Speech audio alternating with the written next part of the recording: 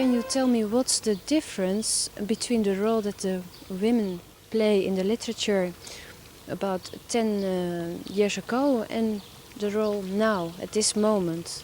There must be a difference. Well, I don't know that there's a difference that you can measure in decades, but there certainly is a difference you can measure in 30 or 40 or 50 years. I doubt very much if 30 years ago there were any feminist-owned, woman-owned publishing houses. On the other hand, there wasn't any need for them because no one knew that women were writing books that men would refuse to publish. I doubt very much if there was a lesbian publishing house, although there was a female-owned publishing house in Paris, the Shakespeare Company, which Sylvia Beach owned in the 20s, and they were lesbians, but they published mainly men. And I think that's how literature was seen. Literature was the male preserve. Men wrote literature. Women adored them, helped them, nourished them, and so forth. Of course, women have always written. And we are starting to acknowledge that now. I don't think that probably most people still will be willing to admit that women's literature is as important and as artistic as men's. But a lot of women may think so. Yes. And do you think now, in this period, the women are as important as the men? I think they're more important. I think that the important literature of a period comes from people who are hungry. I mean, in the deepest sense, hungry. I think in the United States, for instance, the most important new wave of literature is coming from black women. Because they need to express themselves. They're hungry for a voice. And they're producing wonderful, wonderful stuff. And I think what women are producing these days is very much alive and will help to point some kind of vision for us to live by in the future, a better way than we live now. Yes. And for women like you and me, what's the most important thing that we have to fight for now at this moment? Our fight is overwhelming because what we need to do is change the world, and I'm quite serious. We need to try to get a voice.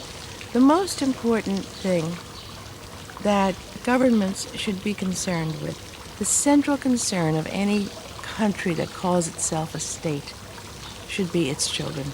It's its most valuable resource, the most valuable, precious thing it creates.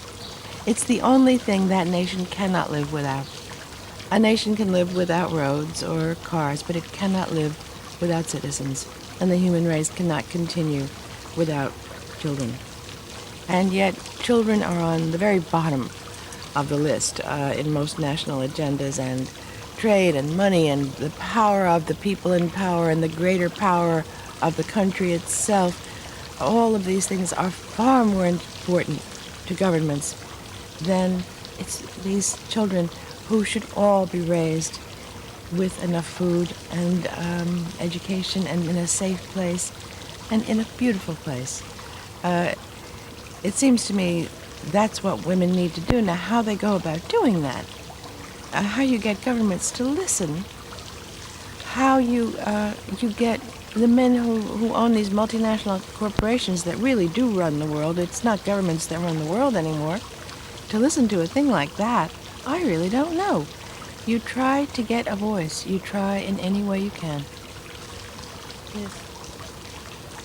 And then about this bookstore here, fair here in Amsterdam now at this moment.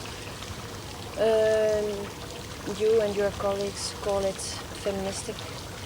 Feminism, yes. But don't you think that the reaction on that is something like, why feministic?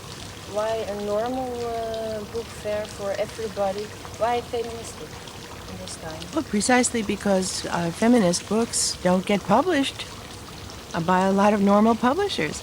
It's true that there are some commercial publishers with exhibits in the fair. My own publisher, Mullenhoff, produced a number of books by feminists. But there are hundreds of small presses in there that publish books by women who would never be heard if they didn't exist. This is not, you don't hold a separate book fair. You don't call yourself a separate label for fun. Nobody wants to be different from the mainstream. Nobody wants to be embattled. You do it because it's the only way you can be heard. That's the reason. Yes. I have to look here. Yes. Do you think that also men will come here to see what the women write? I was over there today, and there were a few men sprinkled around, and there were men in some of the booths. Men are doing some of the selling. There were a few men in the audience last night, but not a great many. I think men, especially older men, insist it doesn't matter what it costs them. Insist that they can learn nothing from women. You're welcome.